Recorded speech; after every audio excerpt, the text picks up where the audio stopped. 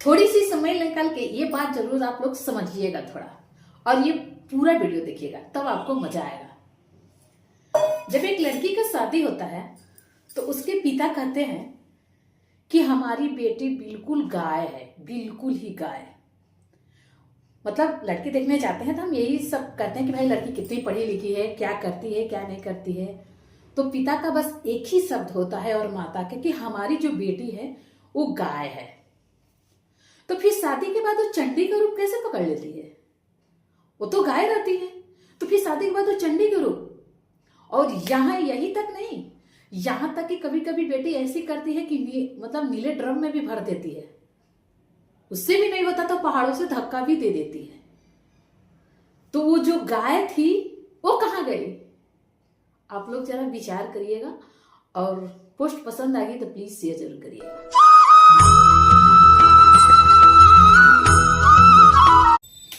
बेटी होना आसान नहीं होता साहब। हमें दो घर बता के यकीन तो यह है कि हमारे दोनों घर अपने नहीं होते हैं।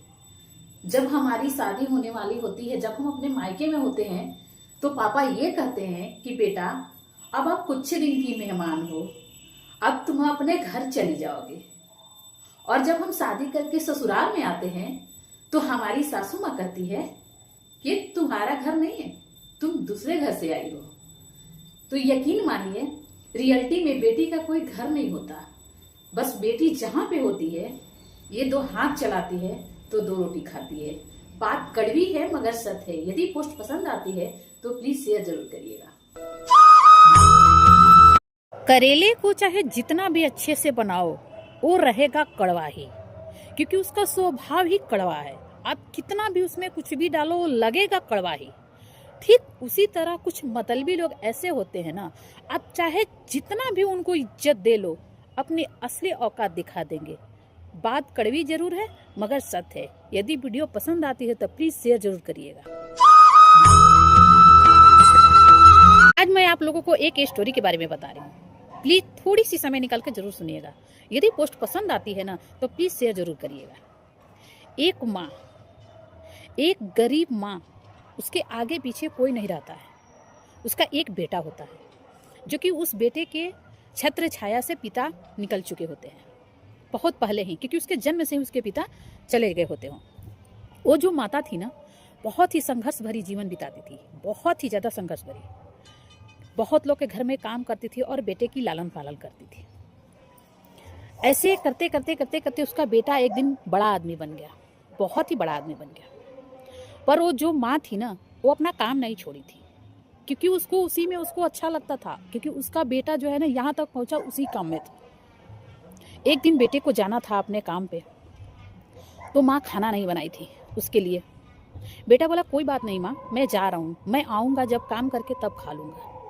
पर माँ का जो ममता ऐसा होता है ना, आप लोग समझ सकते हो। माँ ने जल्दी जल्दी उसके लिए रोटी बनाई और पैक की और ले गई अपने बेटे को देने।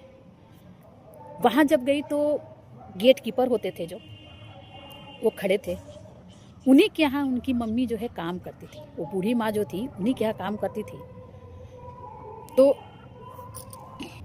वो गेट चौकीदार से बोली कि प्लीज़ भाई साहब, मेरा बेटा इसके अंदर काम करता है, उसे बुला दीजिए, क्योंकि मेरा बेटा भूखा है, आज खाना नहीं खाया है। तो बोली अरे आप तो हमारे यहाँ काम करती हो ना, आपका बेटा यहाँ काम थोड़ी करता है, यहाँ अंदर साहब बैठे हैं। अतः नहीं, प्लीज़ यहीं पे हमारा बेटा काम करता है, प्लीज़ बुला दीजिए। अरे पागल औरत हो गया, यहाँ पे साहब बैठे हैं, प्लीज़ एक बार जाइए, उन्हीं से कह दीजिए कि एक बूढ़ी माँ आई हैं अपने बेटे के खाना लेकर। वो अंदर जाता है, जो चौकीदार होता है वो अंदर जाता है, कहता है सर एक बूढ़ी औरत आई है जो हमारे यहाँ काम करती है, दाई का काम करती है, वो खाना लेकर आई है, कह रही है कि हमारा बेटा यहाँ पे काम करता है, उसको खाना देना है। इतना सुनते ही दौड़ते हुए उसका बेटा आता है बाहर, अब बोलता है माँ आप यहाँ क्यों?